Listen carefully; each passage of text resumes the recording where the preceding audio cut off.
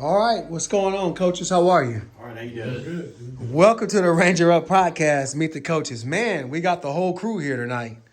How's everything going? Good, good. Everything good? Well, check this out. I'll tell you what. It's got to be a special time when we have the head ball coach here in the house, and this is our Meet the Coaches where we've got all of you. Matter of fact, this is one of the original crews where Coach Clark, where you actually had your original coaching staff, and as you've evolved through the years. So to my left, Coach Clark's right is Coach Will, special teams coordinator for Lone Star Rangers. And then to my right, which is Coach Clark's left, is Coach Abbott, our offensive line coach, right? Coach Clark, so obviously you are surrounded by a talented group of coaches. We're not coaching.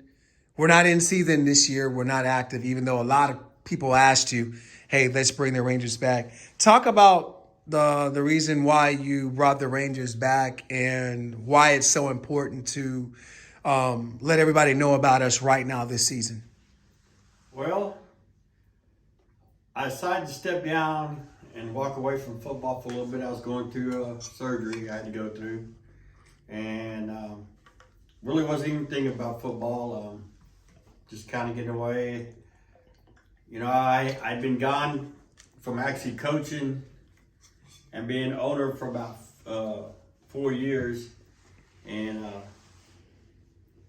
then I was around a team for 3 of those 4 years, just helping the organization out. And you know, players have always been coming up to me about bringing the Rangers back. Mm-hmm. You know, they say, hey, we need to get something back in Central Texas. We're trying to drive. We're trying to, you know, and it's nothing to the teams that are here in Austin, is just that they wanted to get something back in Central Texas. And I was kind of the same way because I wanted to, you know, do like what we did when we had the Rangers. Yeah. You know, I've coached 2 different teams before. I coached the Tigers last year, and, you know, I got away from being with owners because nothing against the owners. It's just that I don't like to be. I have a standard in the way I like to do things. Yeah. And I expect my players the same thing and my coaches. And you know, I came back last year, and it didn't work out like I wanted it to be.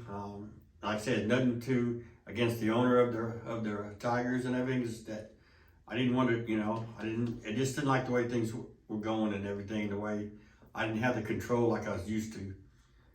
Not that I'm a control freak.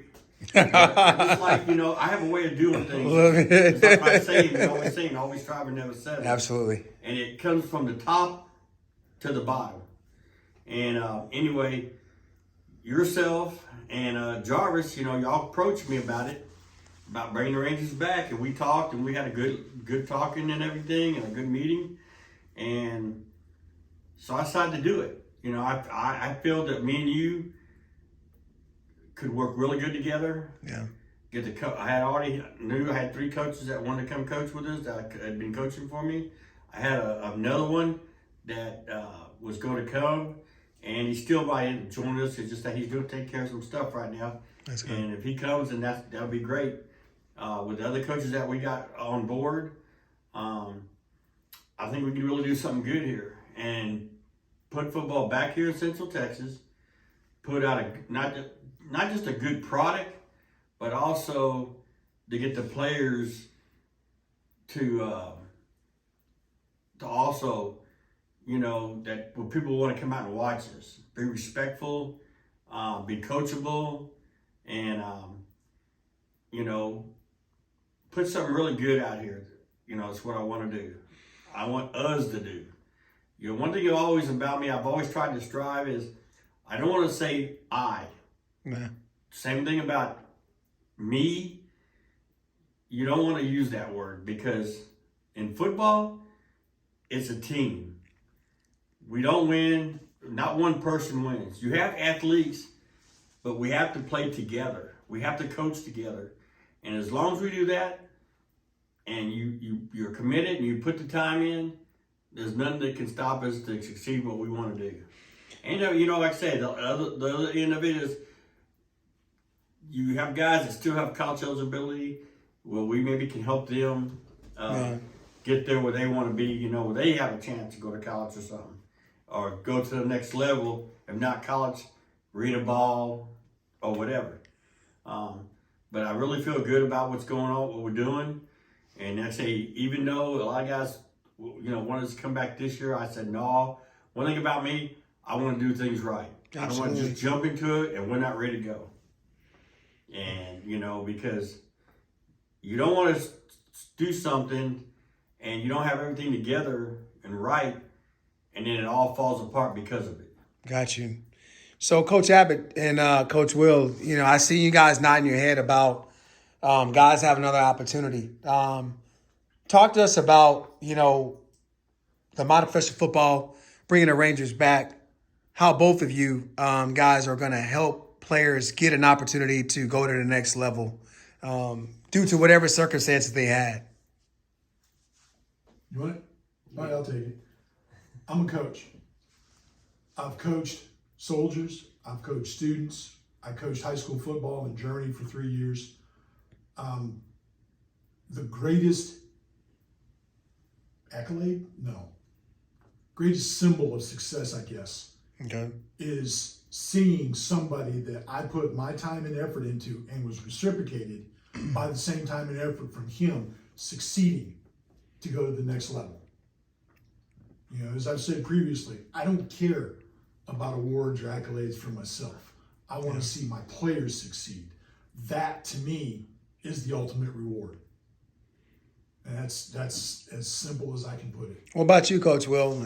How is it? What's the feeling? I mean, we talk about the Rangers. Everybody talks about, I'm going to get these guys to the next level. Well, what makes the Rangers so different? What makes you different, bringing in, a different mentality so these players can buy into what we're about to bring? Well, I think the biggest part is that, like Coach Clark has said, because it's a minor league program, which means that the athletes aren't getting paid, so they maintain their college eligibility. Being able to coach them to that next level, like you said, be it arena ball or even a walk-on or even a tryout at the next level up, you're going to get 110% from me as a coach. I'm going to do everything in my power to make sure that you are the best player on the field for that position, and the fact that we still doing huddle? Yeah, we are huddle. So there you go, and you're going to have plenty of film to be able to put together stuff for college coaches or even arena or walk-on for talent scouts. So that's one of the things that, we always hear. I know when I was a head coach of the Punishers, we had huddle and we had issues with guys watching film and really studying themselves. You knew as I was checking being the actual huddle manager, and being the head coach, you have certain rights where you can check and see how much film they're watching, especially when you take your time out as coaches to upload the film and you see 3 or 4 minutes or 6 to 12 minutes, it's a highlight reel for them. Coach Clark, what is going to be the standard when it comes to your players as far as film study, as far as I understand they're not getting paid to do this, but if they want other opportunities, what's going to be the standard of the Rangers as far as how we're going to make things differently for these players? Well, it's like you said, film study is very important. Players they like the highlights, or they won't watch or some of them don't even feel they do something wrong. But like the old saying goes, film don't lie. And it's going to be mandatory where players are going to have to take the time with their coach and watch that film so we can fix things, because there's too many times out there we watch the game, and you watch the players, and the thing is, some of the players, it's not so much as them, it's just that nobody's coaching them. Right. That's where as coaches, we have to be coaching these young men. Yeah. And make sure, hey, this is what do you see? Like, say you got a quarterback. What do you see when you walk up to the line, or when you're back there getting ready to call a cadence to snap the ball? What do you see? So they understand, because same thing with players, Why do you do this? Why do you do that? Make that block or that run. Why you didn't go to your hole where the hole was called, but you jumped to the outside? The hole was there. Yeah. And that's the thing. That's why film is so important, not just for players to have so they can, show it to college or anything, but for they can learn from it. Because, that's what we're here for. We have to teach them to learn from your mistakes, look at what you're doing and everything. Because like I say, there's a lot of guys that they think they do no wrong. Oh yeah, I didn't do, I did. No, man, watch. Guys, you can ask him. Back in the Revo day, that 2020, we have film study, and we'd have guys that film study, and they hated me because I would bust them out right there. I'll tell them, look, what are you doing? They think they didn't do nothing wrong, but you see playing day. Right. You didn't do what you're supposed to do, and it cost us. So with that, when you say it cost us, and Coach Abbott, Coach Will, as we're talking, feel free to chime in, but Coach Abbott, we talked a little bit about you with the Meet the Coaches. You said that you're looking for intelligent, old linemen. And then Coach Will, when it comes to special teams, you yourself got to do a lot of preparation. Talk to the viewers about what goes into your individual jobs. First with you, Coach Abbott, being an O-line coach. You talk about intelligence. How is it at this level, your relationship, how important is it to have a good relationship with your offensive coordinator to be able to do what you've got to do with your O-line? With my OC? Yes, sir. It is very important. I can't block. I can't scheme the plays that he wants to run if I don't know what they are. And that was my problem this last season. Is we had an OC that had plays, that had schemes, but I never got a blocking scheme. I was either zone left, zone right, zone whatever. And you can't do that on a consistent basis. And that directly led to our status, our standing as a team.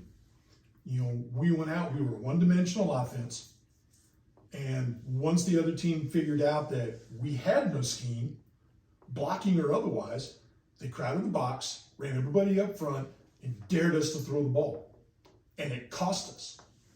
All right. So if I don't have an OC that I can't work with, that doesn't say, Coach, this is what I want. Here are the plays, diagram them the way you want them, bring them to me, and we'll go over them. And if I see anything wrong with it or see anything that I don't like, we'll talk about it and we'll fix it. I have to have that. My guys have to have that. I will not leave my guys hanging out there in the breeze.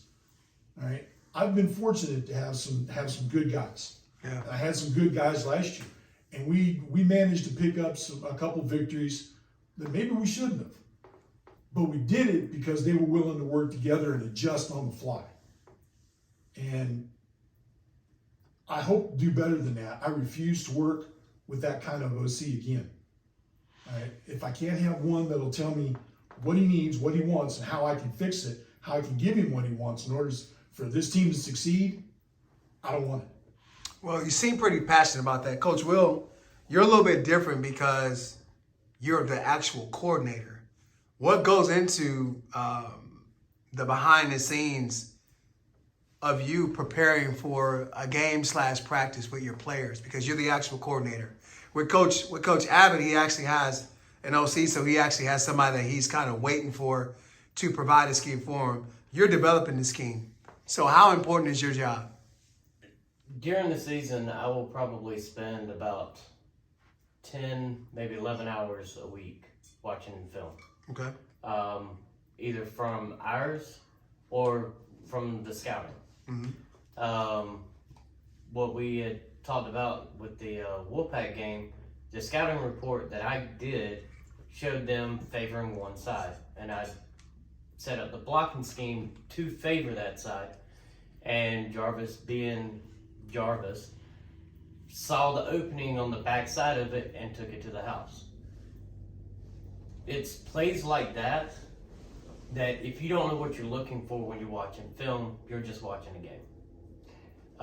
You can't just look at it and be like, okay, we're going to go this way. You got to look and see every single time that special teams group is on the field. What are each individual person? What are they doing? Where are they blocking? How are they setting up? And where do they end up after the play is over? And I have to do that for kickoff return, punt return, and extra point field goal. So that's 5 aspects of every game that I have to break down into 11 different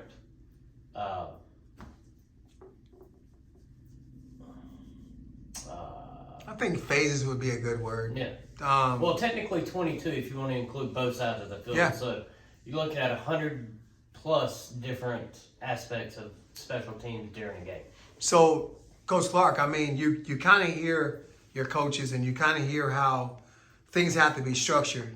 What's your thought when a coach says, I want to coach with the Rangers? Like, you know, you want a scheme, you want, you know, coordination, you need hard-nosed coordinators, you need hard-nosed coaches, you need positional coaches. And with the role of you taking on as an owner, you kind of dual-hatted. Of course, being a head coach, you're not going to be able to be everywhere, right? So you got to trust. What are you looking for in a coach that says, hey, I want to be a part of the Rangers staff by the offense or defense? And then the next thing is, how much of the decision do you talk to your coaches before another coach comes on board? As far as coaches, the thing is, I've always entrusted my coaches. You know, I was lucky when I first started with the Revo. I coached with Coach Brosel for 7 years. First year we were together on the defensive side. Even the second year we were still on the defensive side together because we didn't have that many coaches. But then after that, I had the other coaches. I didn't have to be able to, and I could actually do the head coach job. I can watch all the positions. Coaches that I know that's coached with me or I've coached against, I know what they do. I know that they can do it, and I know we talk about things. I let them, like I say, I entrust them to do their job, and that's the same thing. Any other new coach comes in, they're gonna have to show me, just like a player, they're gonna have to show me they can do it, and that's what going through, talking with them, what they got planned, what they're gonna be doing. The coordinator, whatever side of the ball, talks to them. Hey, this is what I want. This is what we're going to be doing, and then I'll watch. I've always that's one of the best things I love about being the head coach is I can sit around and I can walk and I can look and see what they're doing.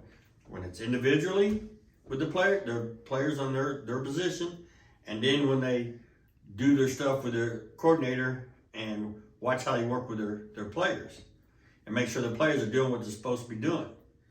And then like when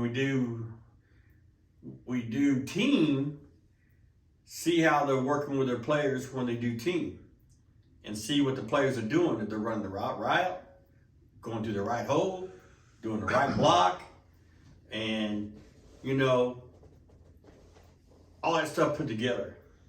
I want coaches, as far as the coaches, when I'm looking for a coach, just like a player, you got to be committed to this team. You can't just show up when you want to show up, leave early from practice, and run around and be buddy-buddy with the players. I've had coaches like that, and that doesn't work. You know, if you're not coaching the player right, we're not going to be successful. All right, Coach Abbott. I mean, kind of, you know, I want your guys' opinion on this, you and Coach Will, because it's very important. Because as you start bringing coaches along the staff, you know, we're all working alongside of each other, right? What's your thoughts on coaching continuity? How important is it in today's world of coaching, especially at the minor professional football level? Continuity. I've never really thought about it, but my first thoughts right now is stagnation. If you don't improve, let's face it, we're volunteers. We're out here doing this because we love the game. Right. I enjoy teaching it. If I didn't do it here, I'd volunteer at a school someplace, or maybe I'd get a wild hair and finish up my teacher certification and go be a coach somewhere. I don't want to do that, because I don't want to deal with parents. I deal with men. Right. All right. I respect them enough. I try to teach them enough, because when I was playing offensive line, I was lucky enough to have a coach that was a recent college graduate that played offensive line at a D1 school, and he taught me a lot. All right. And I'm still passing on those lessons, and I supplement it by stuff, that in the games, in YouTube, in coaching clinics. I've been to exactly 2, and they were a long time ago, but I've been, and I'll be honest, I don't see a lot of other people that do that. I don't see a lot of other coaches in this league, or in BSFL, or in TUFA, or I'm sorry, not TUFA, TUFL, any other, I'll be honest with you, most of them, their idea of blocking schemes is you're 400 pounds, you get in the way and make the defensive tackle go around you. I hate that with a passion. Yeah. But it seems to be the overall concept. I don't believe in that. It's embarrassing, and frankly, I find it rather insulting. So stagnation is the first word I see. And I hope in my little corner of the world, in my little corner of the team, I hope to bring change about. To show them, okay, this is how you run a play. This is how you block this scheme. And this is how you bring a championship home. Coach Will, being a special teams coordinator, there's a lot of things that you've got to do. And I know you talked about, everybody's pretty much, on tap except the quarterback. Talk to us about how do you feel about having another coach alongside of you, being a special teams coordinator. How do you feel about having another coach alongside of you as far as matching your intensity, as far as how you're going to go about doing your daily job and meeting the expectations of your head coach? Well, the first thing is I'm an English teacher. Oh, that's bad. Adaptability. Yeah. One of the things that I've seen in previous years with the Vipers and the Tigers is when things don't go 100% your way on the field, you have to change on the fly. Some coaches are good at doing that. Some coaches refuse to do that. It's their way, and there's no bend in it at all. Right. When it comes to special teams, I can't watch all 22 people on the field at the same time. Right. So I rely on other coaches. Like if I have linebackers out there, I rely on the linebacker coach. Hey, this is what these guys are supposed to do. Let me know what's going on with them. Same thing with the receiving corps. The receiving coach, hey, this is what they're supposed to do. Let me know what they're doing. And I get their input, and then I can adjust from that on the fly instead of waiting to look at video and going, I should have changed that. So basically, you want to be big on in-game adjustments, is what you're saying. Yes. So, Coach Clark, what's the fix for that? I mean, every year, we go out to these games, and even we've been a part of it. And even you and I, being head coaches, coaching alongside of each other. I know I didn't spend enough time on special teams because at this level, you got a lot of guys showing up late, or your main players are maybe not there. What's the difference with the Rangers? Why are players going to want to show up and play for this organization? One, we're going to have a schedule, agenda. We're going to be doing, what we got set, what we want to do. And, it's a timeline. And so, the players want structure. They want to see the coaches out there on time, ready for them, and they start doing their thing. And if they don't do their thing, if they don't show up on time, you know, hey, run a lap. You're late. Run a lap. You know, we can't get stuff done and do the things we need to do if players and coaches are not on time. And so that's why it's important that we have structure. And as coaches, we lead by example.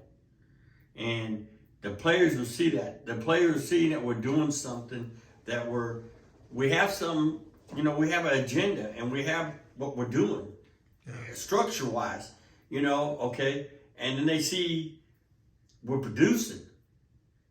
Because, I mean, I've been with teams that, or I've coached against teams, you could tell just by the way they're playing. And then players doing whatever they want to do. Show up when they want to show up. And, you know, you can't win that way. There's no way. You cannot win that way. For some reason, you got some players out there that thinks that this is a sport like softball that you can just show up and play just because you're talented. Or, of course, in some examples, some think they're talented, but they're really not talented. And the way you get good, the way some of these teams have gotten good, the way I've had my coaches and players have produced good teams is because we had that same mentality. We come to practice. The players listen to coaches. Coaches listen to players sometimes with their input. And we work together and we put the team together and we go out there and we produce. We have successful seasons and then we win a championship. Yeah. You know, I've seen 2016 season, we had that. It was working until the last game of the season. All because of a couple people. And that pretty much ended our season. So would you say that it's very important to keep the main thing, coaches? Because at the end of the day, you know, a lot of times we look and we say, hey, we're 8-0 or we're 8-1. Keeping the main thing, not just from start to middle, but from start to finish. And keep the players and the coaches all focused of what the task is at hand, where we're trying to go to get there. And, you know, you got to make sure that no player or no coaches thinks that they're better than anybody else, that they're important to anybody else on this team. We all, as I say, team. It's not about me, it's about we. And, you know, that's what we have to do. We have to have that mentality and preach that to these players, because it's the same thing in life. Couples, all of us are married. Well, except one of us. All of us are married. And we know to have a successful marriage and everything, we have to work together with our other half. And, you know, that's what happens sometimes when you're not successful, because there's a breakdown in there. And, you know, it's just like football, life's the same way. So coaches, you know, I heard a quote on YouTube, Deion Sanders, the head coach of the Colorado Buffaloes. He talked about players. He said that somebody was asking him about why has today's players changed? And he said, players today haven't changed, coaches have. Me, myself, I'm a pretty throwback coach, starting coach. Very dress where I dress. Have a system. Everything's got to be from A to Z all together.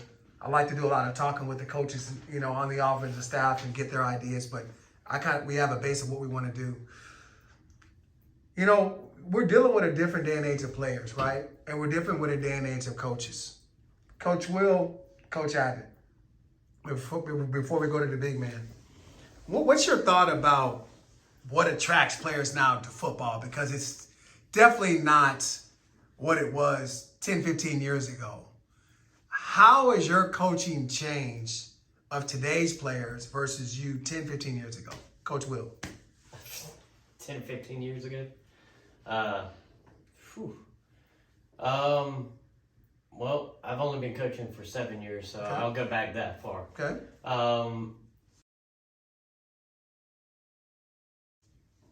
When I first came in, the team that I was with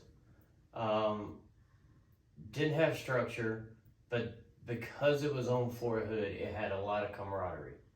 A lot of people got together from different areas.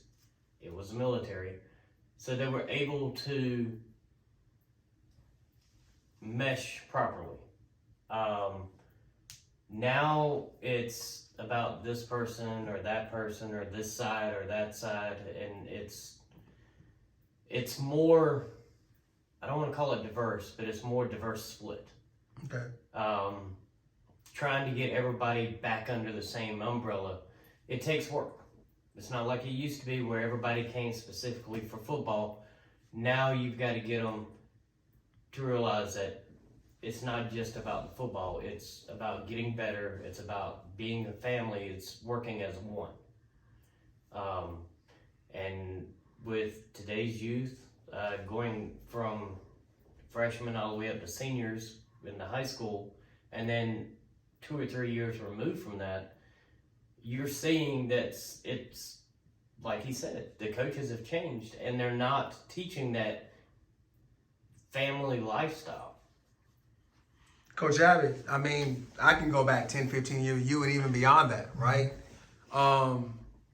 You know, to me, I think personally, Coach Clark and I've had a long conversation about this as far as, you know, building our depth chart, you know, as far as offensive line and defensive line. And I think they're the gems of modern professional football, semi-pro football. How is it so different? I mean, what's your mentality now with coaching today's player as an O-line, and then back in the day where it was, I can grab your face mask and get you right. Now you got to do more. What approach have you taken now with, you know, the type of players that we're coaching now? I've never been a grab your face mask kind of coach. All my players I address as Mister, unless they prefer I call them something else. Mm-hmm. All right. I've had a Boogie, I've had a Jag, I've had a Chester, I've had a Jordan, and I've also had Mr. Vickers. You know, I've also had Mr. Hunter. You know, all the rest of them. My coaching style hasn't changed that much. I respect my players. I try very, very hard to respect them and to show them that kind of respect. But I'll be honest with you, 2012 and 2016 were good years, but it was the chemistry of the players involved. Previous to that, when I coached for the Knights, and after that, when I coached for the Tigers, and some years with the Rangers, to be honest, there was a mentality out there that the players that were out there, it's like they were all trying to recapture their glory on Friday nights. You know, they're more interested in building up a video sheet for themselves, highlight reel for themselves, Mm-hmm. than they are doing anything for the team. They love the idea of strapping on the helmet, putting their spats on, wrapping the gloves. I mean, we had one player, and I'm not going to name names, but he was beautiful. You know who I'm talking about. He was beautiful. That's what we want. We need laughs. We need laughs. I mean, There you go. You know, man crush.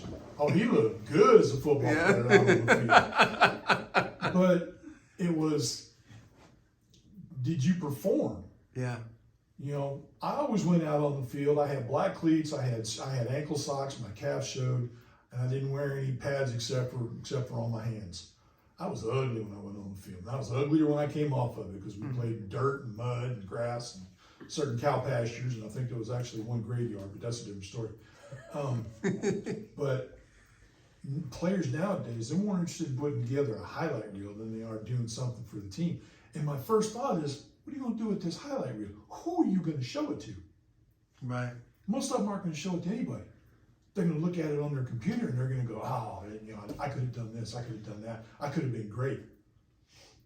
No. You know, that's our job to determine that. You know, send it to these folks, send it to these folks. But if you're not that kind of player, I'm not going to send it to anybody. And I think that's what's changed. There's no me, it's we. Well, unfortunately, in some class of today's players, it's all about me. And that's hard. It's very hard to overcome. All right.